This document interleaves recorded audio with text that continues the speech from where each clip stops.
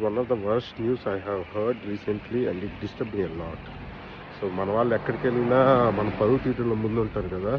Recent సర్వేలో last 2021 నుంచి 2025 వరకు జరిగిన సర్వేలో ఎక్కువ అబార్షన్స్ ఇండియన్స్ ఉమెన్ చైల్డ్ అయితే అదే గర్ల్ చైల్డ్ అయితే ఎక్కువ అబార్షన్స్ చేయించుకుంటున్నారంట.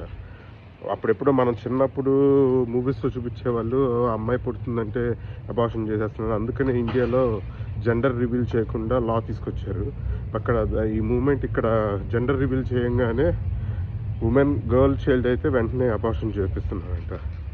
ఎందుకన్నా వరస్ట్ మన వాళ్ళు మళ్ళీ ఇంకా ఇది 2021 నుంచి 2025 వరకు అంటే మొత్తం ఈ కొత్తగా skill worker visa student visa ఇవన్నీ సర్చ్ అయ్యాక చాలామంది ఇండియన్స్ వచ్చిన తర్వాత జరుగుతుంది ఇదంతా.